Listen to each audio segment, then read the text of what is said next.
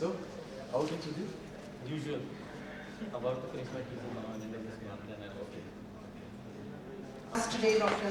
Varian, and many of us here who've been students of economics have pored over his books, trying to get our fundamentals of microeconomics right.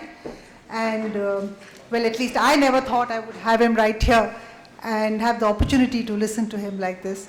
So, and this is an audience that's really interested in knowing what's going on in this new economy of the internet.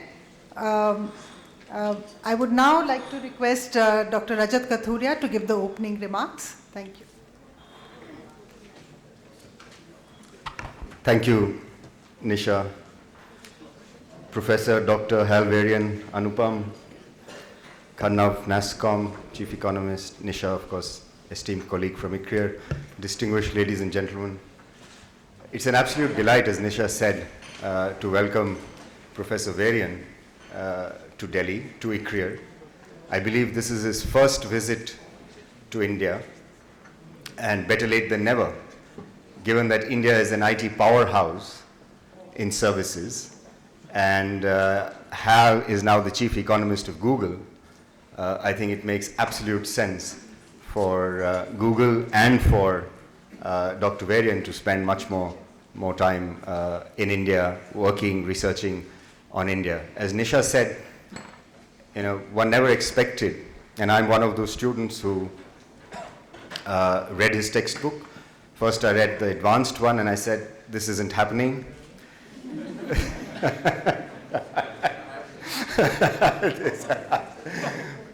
And then I went back to the intermediate one and I said, this makes sense. And then I went back to the advanced microeconomics. And there are generations of students, at least of my era, and plus minus a few years, who've devoured the textbook cover to cover. And I did it both in India and in my graduate work in the United States. So it was a benchmark textbook for graduate education in many countries. And it's been translated into 22 languages if you see the profile in front of you. So it's absolutely, and I hope the students here who are here have brought their copy of microeconomics. Unfortunately, mine is lying in my office and I've come straight from home. Otherwise, I would have brought it to have it autographed by Dr. Varian. More seriously, it's an absolute delight to welcome Hal to, as I said, to ICRIER, and I'm really delighted that we have a wonderful audience here from, I see, from various sections, various persuasions. So I think this is going to be an extremely important session. And as I said, India has, demonstrated expertise in IT services, and Hal is going to talk to us about, the kind of transformative impact that IT services and IT applications are having in day-to-day lives of people, and the economic and social impacts that IT applications, mobile applications are having. And let me use this opportunity also to say a little bit about the work that ICRIER does in this area. In the past, since 2008, we've brought out 3 reports on the impacts that IT, internet, and mobile, and the interface between IT and the rest of the economy, how these are actually affecting the social and economic lives of people. From the economics point of view, on the economic impacts, we've done GDP impact studies at the macro level, and we've shown that broadband today doesn't have the kind of impacts that one would expect it to have on the economy. Mobile has much more, given that the scale is enormous. Most of you would know that we are touching 1 billion subscribers. Of course, you need to there's a caveat on the multiple SIMs that people have, but we are touching 1 billion subscribers in mobile, and that's a big deal. We've added, there was a joke when I was I used to work for the regulator, and there was a joke that we had more mobiles in a month, or more telephone connections in a month, than we did in the 50 years since independence. And that was a big deal, that we were adding so many more mobile phones. And essentially, you break the monopoly, you have deregulation, introduce competition, and all the benefits follow.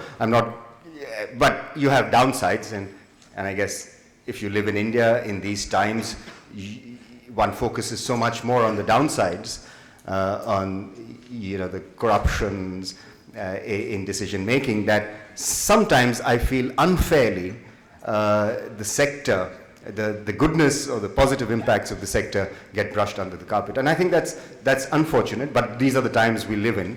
But from our point of view, from ICRIER's point of view, I'm trying to use this platform to demonstrate that here is a sector, here is a huge sector in our economy that is having very profound impacts on the lives of people, and I think we should focus on the positives, so that in terms of the public discourse, that happens around the sector, I think there's some energy, there's positivity, so that we can take it to the next level. Already, other countries have moved on to 4G and are talking about 5G, and we are stuck at 2G, and we haven't even made that transition to 3G.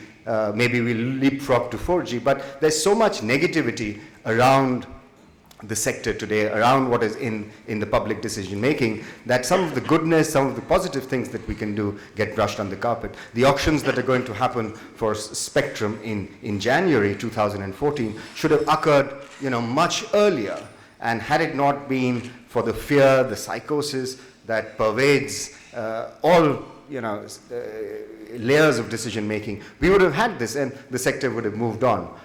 So the opportunity loss has been tremendous. So what I'm saying is that let us use this platform, let us use your good offices and Hal's presence here to try and inject into the sector some positivism, so that we can reap the benefits that I think we as a country deserve.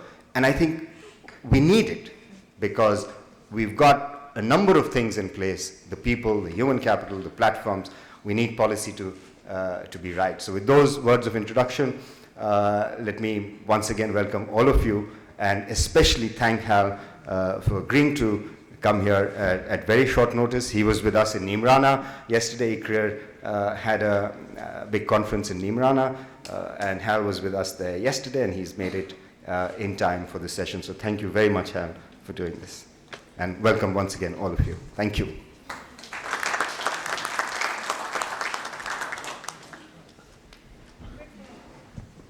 Thank you very much for that kind introduction. It's great to be here in India. It's true, this is my first visit, but I hope not the last. I've been intending to come for many years, and finally I had the opportunity to do so. And it's been fantastic meeting with people here, seeing all the exciting things that are going on, and hearing about the progress India is making in these areas. So what I want to talk about today is some ideas, kind of lenses through which I view what's happening in information technology.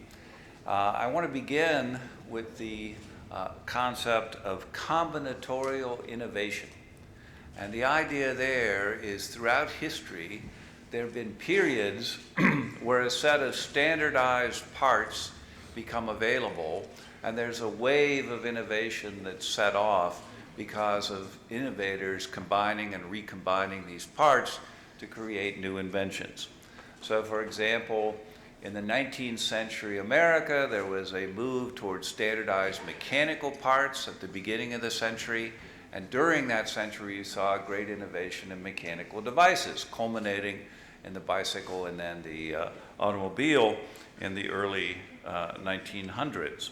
And subsequently in the 1920s, there was a period of innovation surrounding electrical and electronic components with capacitors and resistors and all of these different components that were used to create innovation in the television, radio, and other electronic devices. We saw in the 60s and 70s the integrated circuit, and the integrated circuit has changed the world. Now there are computers in virtually every environment.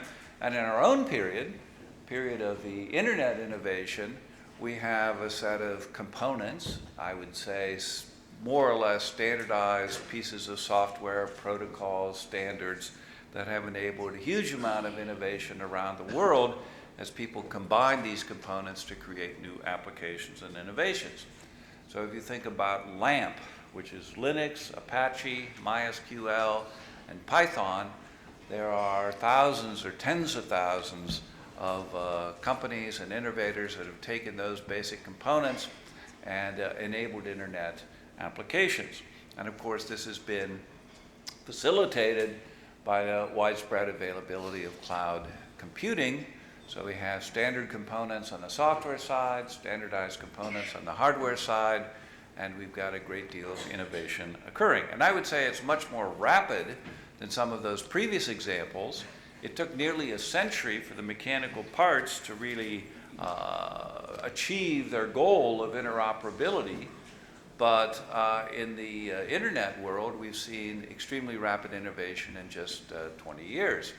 Part of the reason for that is that the standardized parts today are all software. They can be duplicated, shipped around the world, worked on in parallel, and so you see this very rapid period of innovation because of this ability to exploit these components on a global basis. Whoops. So this idea of the combinatorial innovation has led to another concept that I want to talk about, something I refer to as computer-mediated transactions. So what's happened nowadays is there's a computer in the middle of almost every economic transaction, at least in developed economies. You see the computer could be as simple as a cash register. Oh, good idea. Could be as simple as a cash register, or it could be as advanced as a data center. And having that computer in the middle of these economic transactions allows for various capabilities that were not easily accessible before. And I want to talk about 4 of those. One is data extraction and analysis. Because you have a computer in the middle of the transaction, it can capture information about that transaction, which can later be analyzed. That's sometimes called big data these days. We hear a lot of talk about big data, and that's a consequence of having that transaction-based information captured by computers. Second thing I'm going to talk about is personalization and customization. Because you have this computer in the middle of the transactions, the computer can optimize those transactions, personalize them, customize them in ways that were not possible before. Third thing I'm going to talk about is continuous experimentation. Because the computer is in the middle of the transaction, the computer can experiment with trying different treatments, different ways of interacting with the parties, and therefore engage in improving the services that are offered by the system. And finally, the last thing I'm going to talk about is the fact that computer-mediated transactions allow for new forms of contracts.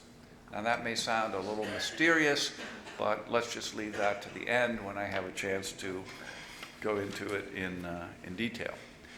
So let's say a few words about this big data, or the data extraction and analysis. So to get a sense of the magnitudes involved, let me give you this little, this little set of facts.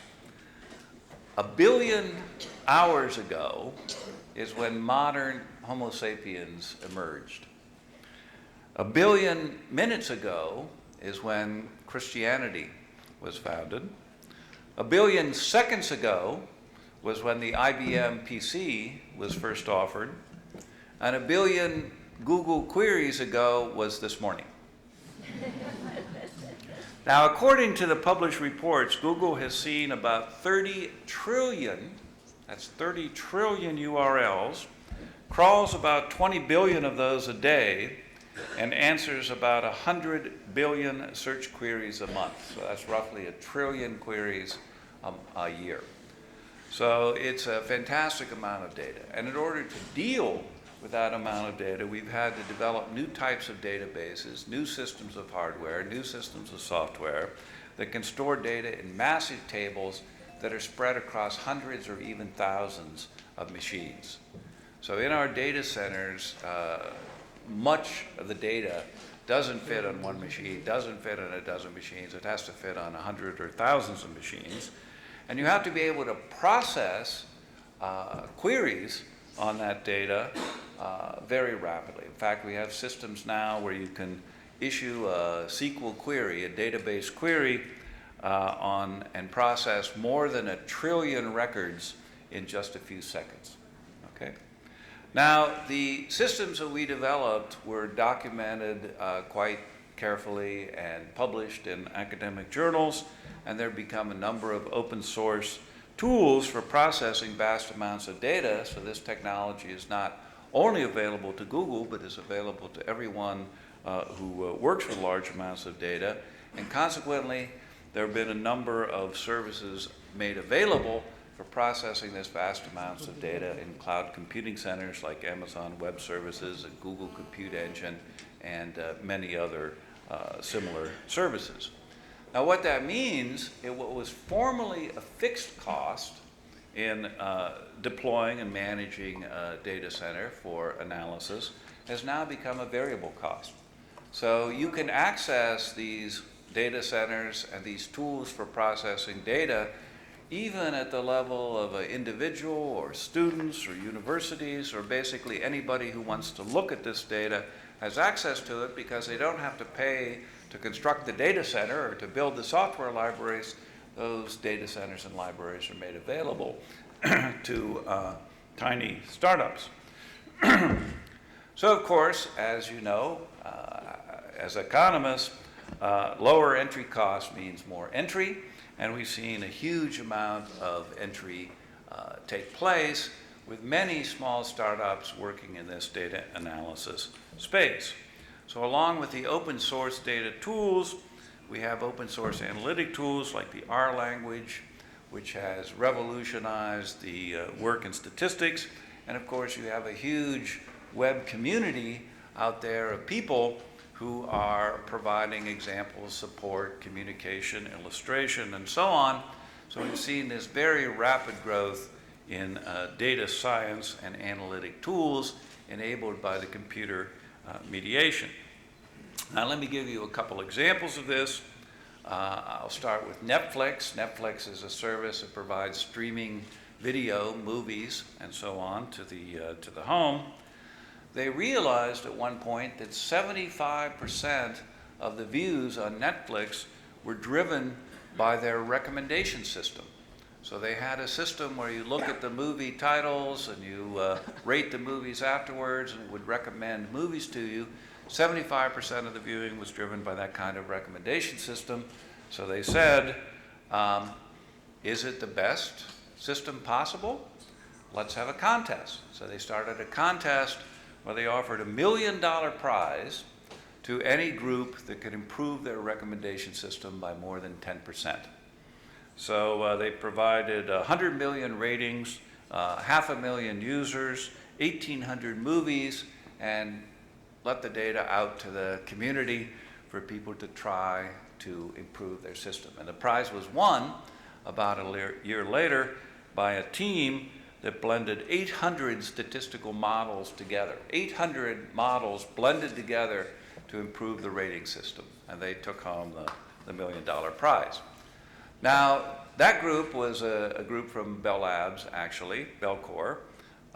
They were a set of research scientists, but people immediately began thinking of commercial applications, and a small startup in Australia got the idea of arranging these contests on demand. So think about a situation where one group has expertise and the other group has data, but they can't do anything with just expertise and just data.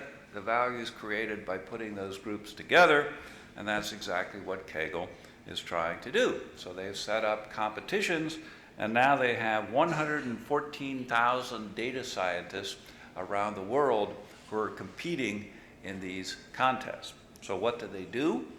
Here's a few examples. The Heritage Health Prize, which was a foundation interested in health, provided a $3 million prize to whoever could predict hospital readmissions the best. That is, when somebody's discharged from hospital, if they're readmitted within 6 months, goal is to predict those readmissions. And a group won that $3 million prize. GE put up a $250,000 prize for flight optimization, of finding the group that could do the best job in optimizing flight patterns for the airlines. A company called Belkin had what they called an energy disaggregation challenge, where you saw electricity use on a minute-by-minute basis in a household, and the job was to predict what was due to the refrigerator, what was due to the washing machine, what was due to the dryer, and so on. And that prize was also run. And one of the most interesting examples, I think, was from the Michael J. Fox Foundation, where the challenge was to take the data from mobile phone usage, in particular from the accelerometers in the mobile phone that measured the motion, and predict from that data the early onset of Parkinson's disease. And indeed, that was possible too. Simply from analyzing the mobile phone data, you could give people a warning or notice of if they were experiencing onset of Parkinson's disease, and many, many more. There were lots of other challenges of this sort. So if you take the data, the tools, the techniques, and the expertise, and you put them together, this big data can be hugely, hugely valuable. Now, second point, which is related, is this personalization and customization. As you know, of course, when you get your search results via Google, they were personalized to some degree. If you search for football in the US and you search for football in the UK, you get a quite different set of results because they mean different things. And you can have customized recommendations for restaurants, customized recommendations for movies, and so on. And I would say this has been one of the most valuable services that's been provided on the web, because it helps you become a more informed searcher or a more informed shopper. And of course, we also have, to some degree, personalized ads. If you think about it, in the US, the marketing costs for an automobile are about $650 per car. $650 just of marketing costs. And if you think about it, who's the worst person to advertise a car to? It's someone who just bought a car yesterday, right? The ad is totally wasted. And yet we're wasting all of this attention of the users and all of this money from the manufacturers by showing ads for people who are not actually ready to buy, or not interested in the product, or have already purchased the product, whatever. It's a waste of both attention and money. So having a kind of personalized ad that shows you ads for vacations when you're thinking about vacations, and showing you ads for automobiles when you're thinking about buying a car, that's a big savings from a social point of view. We also have a very nice new system called Google Now that's available here in India. It tells you what do you need to know now. So Larry Page, the CEO of Google, always used to say, you know, the trouble with Google is you have to ask it a question. You shouldn't have to ask it a question, it should just give you an answer. And we always thought he was joking, but no, he was serious. He wanted a system that would give you the answer, what you needed to know now, without having to actually ask the question. So one day I was in my office at Google, and my phone vibrated, and I picked it up and looked at it, and it says, you have a meeting at Stanford in 45 minutes, but the traffic is heavy today, so you better leave now. Now, in Delhi, it may have said the traffic is heavy today every day, but which is also true in the Bay Area. But indeed, the interesting part is I had never explicitly asked for a reminder. I never told it I was going to Stanford. It was on my calendar. So the system read off of the calendar that I had a meeting at Stanford, It looked at the distance between where I was and where Stanford was. It computed the travel distance using the real-time traffic information and gave me the information about when I should leave. Or I was talking to someone yesterday here in India who said he was going to pick up his wife at the airport, and his phone vibrated. He looked at it and says, your wife's plane is delayed by an hour. And again, he hadn't told that to Google, but Google was able to provide that information because that was relevant to him at the time he needed. Now, I will say that there seem to be two kinds of people in the world, or two attitudes on Google now. Some people say, wow, what a fantastic service, and other people say, oh my gosh, that freaks me out.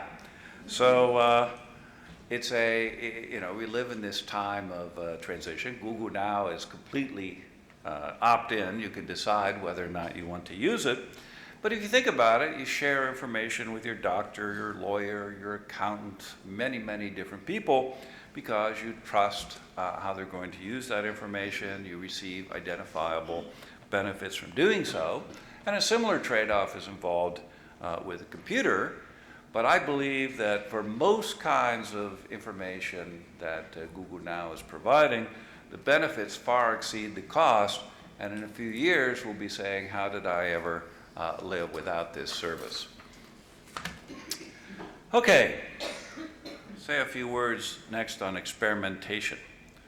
Now, all of this big data that I was talking about a few minutes ago can only uncover correlations. It generally cannot recover causation except in very special circumstances. So think about the distinction. If we look across precincts or neighborhoods in a city, we see that there are more police in areas with higher crime rates. So does that mean police cause crime? We don't think so. And we see bigger fires have more firemen. Do we think that firemen cause fires? No. So we're seeing a kind of reverse correlation there. And particularly, if you add more police to a given area, what do you think will happen? Will the crime go up or down? If you just look at the correlation, it says more police, more crime.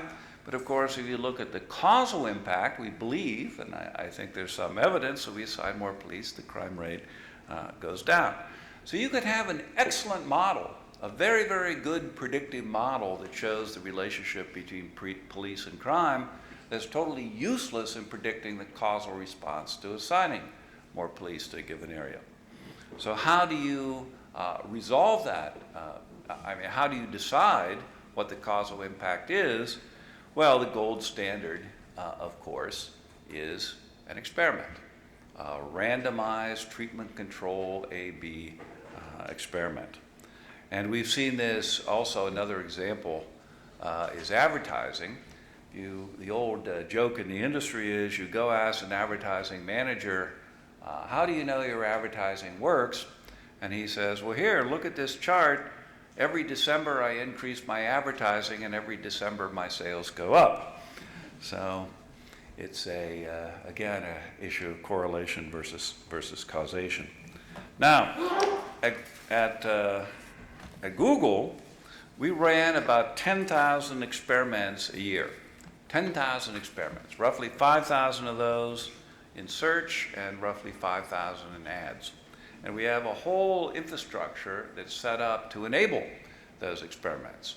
So they could be done at the level of the query. Just this query gets one set of answers. This query gets a different set of answers.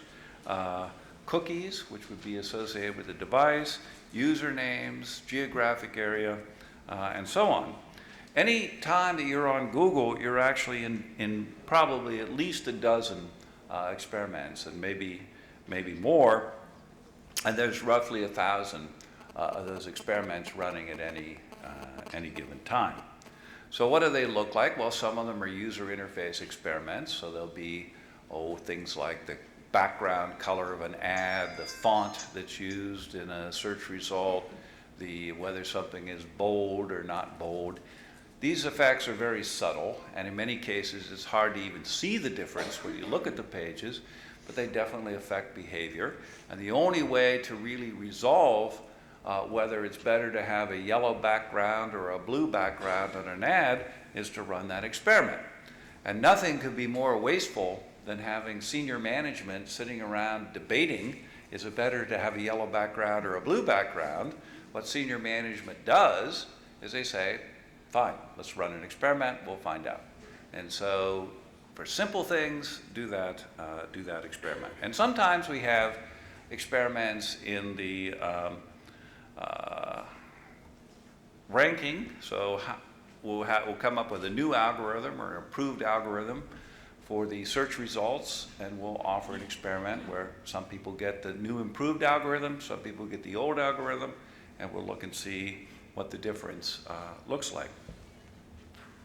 We've been doing the same sort of thing with our advertisers and publishers because we've made this experimental infrastructure available to them. So we have something called advertiser campaign experiments, where you can try 3 or 4 different wordings of your ad and see which one gets the most response.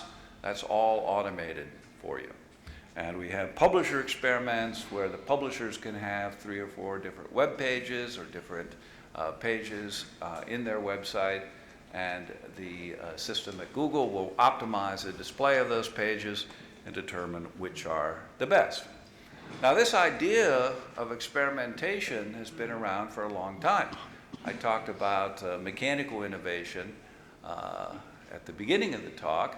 Well, Henry Ford and his team were down on the factory floor every day optimizing the flow of the assembly line. And we saw in the 1980s this concept of Kaizen, which is a Japanese word for continuous improvement. But the interesting thing now is we don't just have continuous improvement for the production processes, we have continuous improvement for the consumption process, right? For the consumption of information, and continuous improvement for the flow of information through the organization. So you can optimize this in a way that has been very difficult in the past due to this phenomenon of the computer-mediated transactions. Okay, so let me turn to the last point, the last of my 4 points, which is about monitoring and contracts. And to me, as an economist, this is one of the most interesting consequences of computer-mediated transactions. So generally, the more things you can monitor in a contract, the better off you are. So let's think of about the simplest form of contract, which would just be a sale. So I'll give you $2 and you give me a latte. Now, how do you verify that? Well, one party has to verify that he actually received the $2, and the other party has to verify that he received the latte. Now, it's not always so easy. There's a story about Abraham Lincoln, who was handed a hot beverage. He took a sip and said, "Madam, if this is coffee, please bring me tea. If this is tea, please bring me coffee."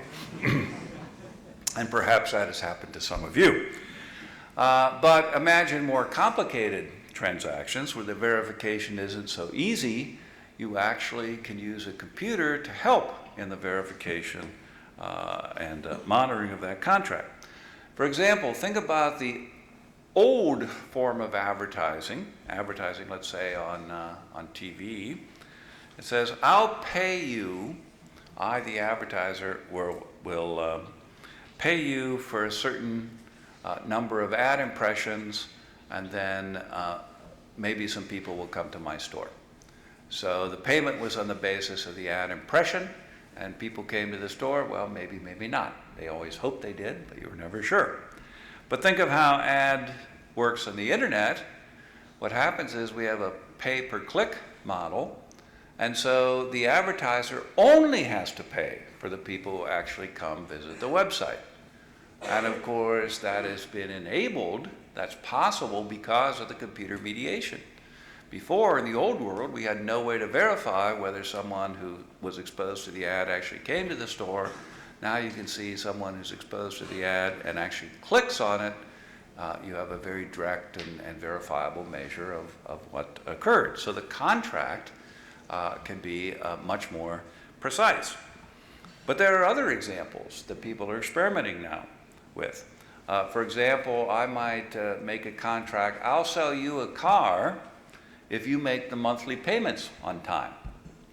So what happens if you don't make the monthly payments on time? Well, then you have to go through this messy procedure of finding the car and repossessing the car and all sorts of complicated things. Nowadays, they have systems where they build a computer monitoring device into the car, and if you don't pay the bill, the car doesn't start. And not only that, it sends a message, here I am, come rescue me. And you can go out and repossess the car. So it makes it a lot easier. And what's important is it allows people to purchase the car who might have marginal credit ratings, but are still quite reliable. So it's a benefit to both sides of the transaction. And similarly, insurance companies, automobile insurance companies are experimenting with other new forms of insurance contracts where they say, I will give you a better rate on your insurance contract if you drive safely. All right? So, of course, nowadays you say, oh yes, of course, I'll drive safely, no problem. But there's no way to verify that, so the contract can't be made. But if you put a vehicular monitoring system in the car and it verifies that, yes, you don't go more than, whatever, 150 kilometers an hour, then you'll get this preferred rate. So they're quite excited about this system because it can dramatically lower insurance rates by charging people based on their driving behavior.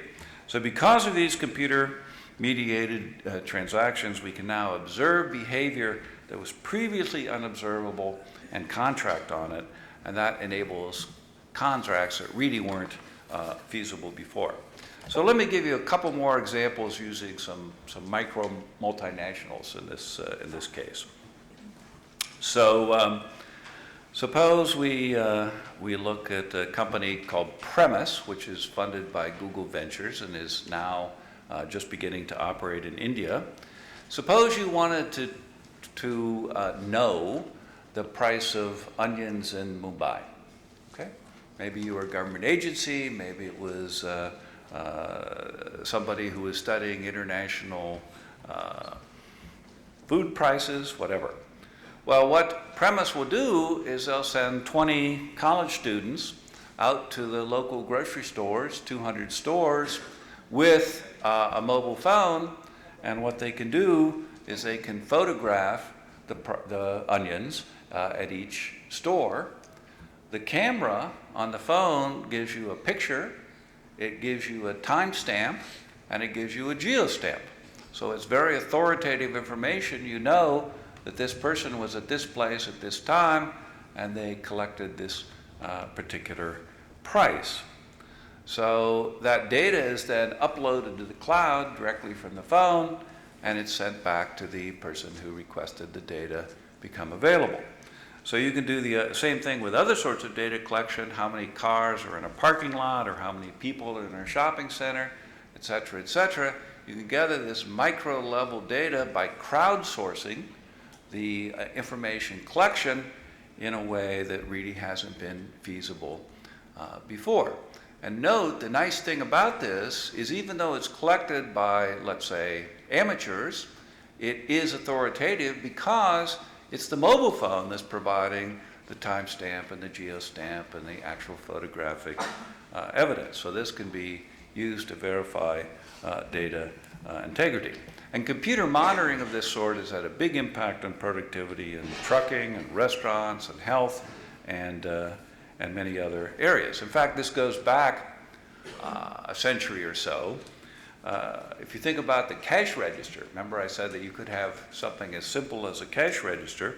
Well, the traditional cash register was invented in 1883 by a fellow named James Ritty, and he called it the incorruptible cashier, which I thought was a very nice name. And why was it incorruptible? Well, there were two features. So when you pressed the key, the drawer opened and it went ka-ching, and so you made sure that you watched carefully when the drawer was open. And also there was a paper tape that recorded every transaction, so the owner of the store could verify the inflows and outflows and make sure that everything was working correctly. Some economic historians say that this invention of the cash registers is what enabled firms or retail establishments to expand beyond the immediate family and employ strangers, because they had this capability of monitoring the transactions in a way that seems kind of simple from today's point of view, but was definitely an innovation compared to what they were doing before. Same example is, you look now at credit rating for mortgages. You have to get a credit report, submit your income tax return, employee verification, and banks are requesting all of this information so they can manage risk more efficiently, and so much of that information is collected via this kind of computer mediation. So let me give two examples of startups that are doing this kind of contractual innovation. One is Uber, and I understand they're now coming to India. This is a on-demand car service. So the idea, I know that many of you, of course, have private cars and drivers. It's not so common in the US, but with Uber, you can call a car and driver on demand, and you're assured that they're a high-quality service because the entire transaction is monitored by your cell phone, by the computer. So what happens is, you press the button on the application, says I want a car. You see all of the Uber cars in the neighborhood. You see one of them pull off and head towards you. So that's a very nice assurance that the car is on the way. And then you get into the car, it takes you to where you want to go, you get out of the car, no money changes hands, the record of the transaction is recorded, and of course there's a record that verifies, yes indeed, this person and this driver took this trip at this time, and you've got complete verification and monitoring of the transaction. And this has become a very, very popular service in the US, because with a taxi, well, you know, sometimes they're clean, sometimes not so clean, sometimes they're honest, sometimes not. But with Uber, you can always be assured that everybody's on their best behavior, because the transaction is monitored by the mediating computer. Another example of a company that's got a lot of attention in Silicon Valley these days is Airbnb. This is for people who have a spare room or an apartment or a house, something like that. They want to rent it out on an occasional basis. Well, of course, you might be a little concerned of whether you want to rent your spare room to a stranger. But with the Airbnb, you've got both parties vetted, both parties are reviewed. That is, there's a review system that says this guest was very nice, no problems, or this apartment was very clean, so on and so on. Each evaluates each other, and so you have a kind of a club where everybody behaves themselves, because if they don't behave themselves, they're thrown out of the club, and the computer is there to do the monitoring. So we all know the slogan, trust but verify, and the better you can verify, the less trust you need, and that's where the computer-mediated transactions provide. Now, a few minutes ago, I mentioned a term. I realize now that I hadn't defined it. I talked about micro-multinationals. So let me just expand on that concept a little bit. That's something else that's been enabled by this kind of computer-mediated transactions. There are many companies now in the US and in India and elsewhere that are very small companies that are multinationals, because we have computer and communications capabilities now that even the smallest firm can afford, that rival the communications and computation facilities that only the largest multinationals could afford 10 or 15 years ago. So it really is a tremendous change. There are companies that are using Skype and Google Hangouts, Google Docs, wikis, email, All of these capabilities that allow them to communicate across the globe in a way that was just not feasible only a few years ago. So I first understood this, or first recognized this phenomenon a few years ago, I think around 2010, when I ran into some friends I hadn't seen in a while, and I said, what are you doing these days? And he said, oh, I have a company. I say, where's your company located? He says, well, I have 4 people in San Francisco, I have 2 people in Spain, and 3 people in the Czech Republic. And that's my company. And I ran into another friend a day or 2 later, actually an Indian, somebody named Rashmi Sinha. What are you doing, Rashmi? I have a company.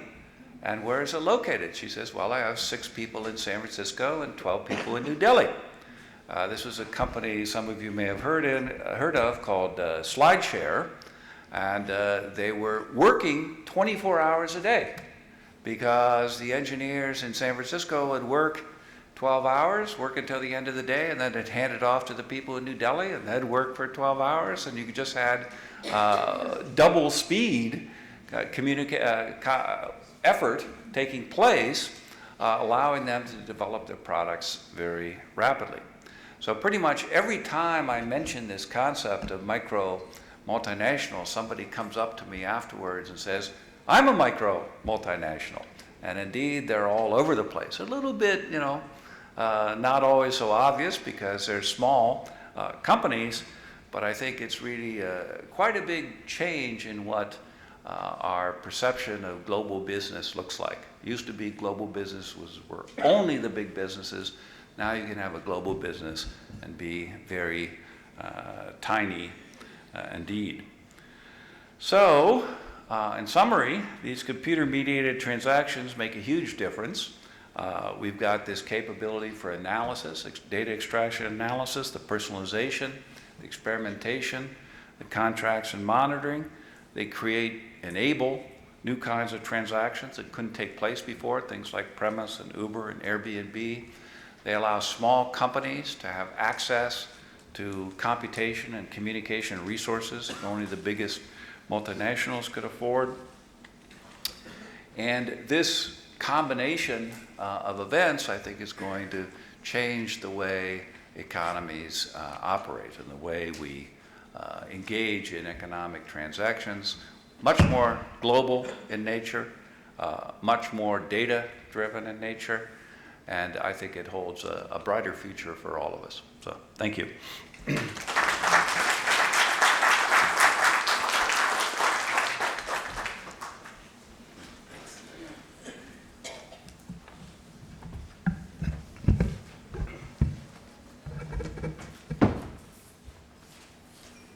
Thank you, Hal. That was just masterful.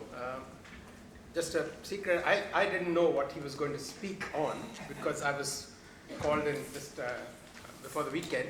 But fortunately, I'm quite familiar with Professor Varian's work over the years. So what I'm going to say is that I was feeling very relieved that almost all the points I do have to say are sort of pertinent to his presentation today. So, good morning, everybody. It's really a pleasure to be here, and actually an honor. And thank you, Nisha and Rajat, who's not here anymore, for inviting me to present this. As I said, I have been familiar with Professor Varian's work for some time, actually going back not quite to my graduate days when I did know what he was doing, and I didn't use his book because I went to graduate school before the book came out. But I used it actually when I was based in China in the late 80s, and I found that his book was especially valuable in terms of providing the intuition in English for some fairly complicated mathematics. So those of you who understand complicated mathematics, I moved into economics from stochastic control engineering. So mathematics was easy, but sometimes presenting it in English was more of a challenge. And I thought his book was absolutely masterful. And I think you might find the same thing from his presentation. Another thing that Professor Varian did, which I followed all through the last decade, until about 4 or 5 years ago when I think you joined Google, you stopped writing it used to be a brilliant column in the New York Times, which covered, some of the economics behind all the recent developments in information economics. And I filed quite a few of them in my computer, and every now and then I find myself retrieving a pretty pithy piece that he had done. But most recently, Professor Varian has been at the forefront of two developments which some academic economists may be familiar with if you are at the forefront of some of the newest techniques of economics. One is, well, popularly now being called nowcasting. We used to call it more Kalman filtering in our time in engineering, but which is using the most recent data such as Google Trends to forecast near term. Updating your forecast. Another thing he's also covered, he didn't cover that part because that's somewhat very technical subject, but the other part is using experimentation on, because so many of our markets increasingly have an online version or an online component, and some pretty remarkable insights are coming forward. He has, I told you I was not clear what he was going to cover, so what I did was, I said, what can I do as a discussant? I'm in absolutely no position to poke any holes. In academic conferences, what discussants do, poke holes in the presentation. I'm in no position to do that. So what did I say? So I made a virtue out of necessity. I said, let me function as an interpreter, or maybe I should say more of a distiller and a blender, not of whiskey, but of his ideas.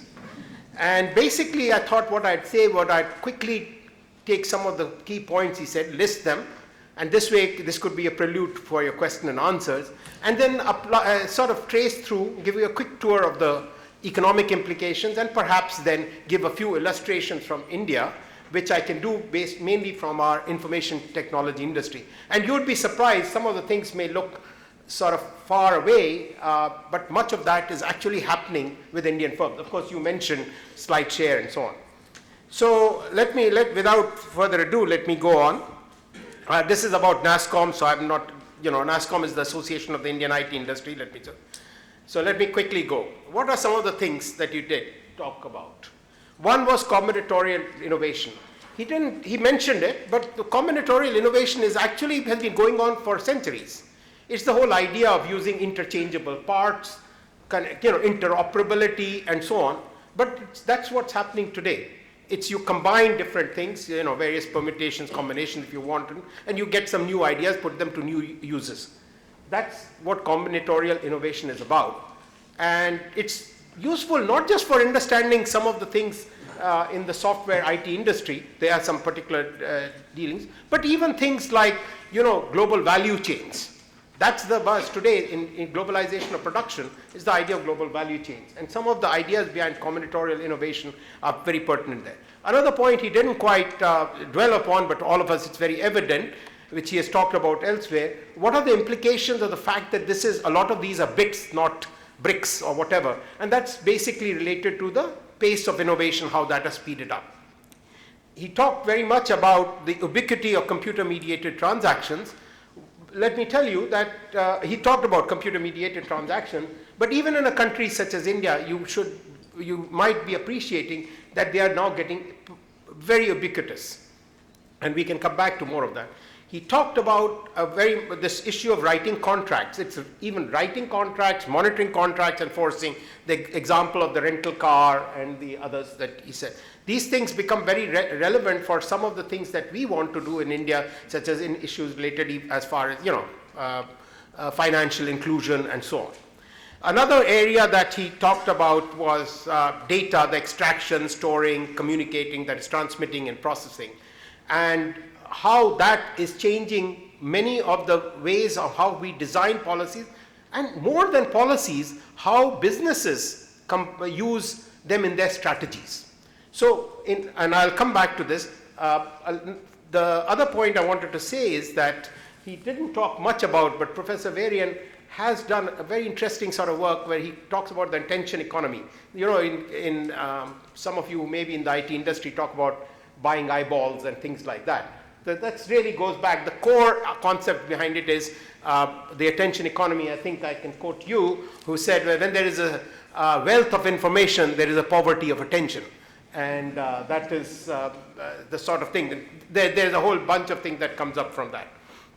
So those are some of the key concepts of what he has said. Now, what are some of the implications of what he has said? What the implications of that are, the organization of work and firms can go through radical changes. Just like, first the steam engine and then the electricity led to the whole development of the factory system. A lot of how the global value chains and others are developing, not just in the service industry, but even in manufacturing, has a lot to do with some of the concepts that he's talked about. More interesting, which is at the heart of something in which we really need to think about, where many of the typical policy prescriptions as well as how people are running their businesses are stood on their head, has to do with new business models and mechanisms. Incidentally, mechanism design is the core work of one of the recent Nobel laureates, Al Roth and company. And actually, Dr. Varian himself led some of the work on auction models. So we haven't talked about, but we all are familiar with all the work on, the mess that we did with our auctions in 2G. In fact, some of the work that he has done takes it to a much greater level. The structure and conduct of industries. Structure and conduct of industries is also a thing that we don't have time perhaps, but those of you who are interested, this has great implications. Productivity change across sectors and economy, you may have, all of us know that, so I'm not going to dwell on it. Labor markets and returns to skills. Some of the way some of the economics of the information, but the way to process it, as well as some of the implications of the first one, mean that the returns to skills are changing, and some of how do we manage those? Lastly, this has been in the news recently, the whole issue of intellectual property. With the new information economics paradigm, the role of intellectual property is also changing. Let me give you an example. I think it is Professor one of his pieces also. It used to be, I think I'm quoting him directly, there used to be at one time that 2007, if you had some document produced before 2007, say copyright 2007, do not reproduce or circulate. After that, what do we see? You read quite a lot of intellectual property on the web, but what is a click at the bottom? Share. What does that mean? The whole nature of knowledge creation, production, the paradigm has changed. Earlier, the whole idea was you create knowledge and then somehow guard it, and we know that knowledge is most useful when it's shared, but the new paradigm is knowledge should be shared, and this is being facilitated by it. But it's not just a question of that it's easy to facilitate. The whole economics has changed also. It makes, because of some of the things he mentioned earlier about how you monetize some of those things, so it's in the incentive of everybody. So you are seeing more of a confluence of social and private returns. Now, it can be misused and all of those things, but we need to think through those things. Lastly, new paradigms of competition regulation also change. He has obviously not had time to go into that, but we really need to rethink how we regulate and compete. Lastly, this means, has implications going forward, and I just mentioned one of the pressure points, and again, some of his earlier work, other work, he has pointed to the nature of human-machine interfaces, which becomes critical. Lastly, quickly to question of what about India? And I think we may want to consider the scope for structural transformation of the economy. He's talked about some of the things about service sectors, but one of the other areas that is very important for us, it's not just service. Service is certainly a driver, a lot of innovation and growth in this country, but we also realize that we need to have much greater growth in manufacturing. And my point is, if we understand some of this information economics, the global value chains, etc., we will make much better policy than what we have been doing over the last 10 years, where we keep coming up with national manufacturing policies, etc., but we go nowhere. So I think we need to understand the new economics to be able to make effective policy. Another big problem, and those of you who are in economics and have studied the Indian economy will realize, one of our problems has been the missing middle. We have a few big guys and lots of small ones, and very little in the middle. And the new economics, again, of IT and similar things, make that there's a way to address this. Now, employment prospects. Here, some tricky things arise. Will this productivity gain lead to loss of employment? Or will it lead to generation of new economic activity and create new employment? This is a debate which keeps going on. You know, I know, for example, in the IT industry, people say, okay, yes, you're going 20% growth, 30% growth in employment. It's the largest simple growth in employment. These are the only people creating jobs in the urban areas. But it's how are we going to employ 500 million people in our labor force? So, I mean, the question is, do this. The whole debate on FDI and multi-brand retail and all has to do with this, and it actually has to do with productivity and application of technology in the retail sector. How do we ensure that we get both the productivity gains and those gains translate to prosperity for all? I will skip on the other things, governance and accountability, innovation, and another sort of thing recently Professor Varian has been talking about has been in the whole news business. How, you know, as he points out, in the West, for example, newspaper circulation has been declining for 50 years, since 1970s. First it was TV and broadcast, now it's online. I mean, my kids who are there, they don't subscribe to any newspaper. All the news they get is online. And I think a lot of people are doing that. So these are some of the things that we can do. I think I've just a couple of minutes more. So I just want to give a couple of examples from India, just to tell you why this is pertinent, and I'm going to give this from the IT industry to just keep it sharp. Just to tell you, the IT industry, most people are very familiar with the big boys, the TCS, the Wipro, the Infosys amongst the Indian firms, and of course Google, Microsoft, IBM, etc. They are all present, they have all our members, etc., and they account for a large part of our output. But let me tell you, we have a huge number amongst even our memberships of 1,400, about 1,300 are actually small enterprises. We are also in the process of nurturing 10,000 startups over the next 5 years. And some of these are actually, I was telling him, giving him examples, are micro multinationals. For a variety of reasons, many of them decide right from the beginning that to sell outside allows them access to learn and improve their technology. So they do both. They have legs here and there. I don't have time to go into it. The other area that he hasn't talked about, it is also changing the whole, the nature of the talent that is demanded by industry, which people don't quite realize.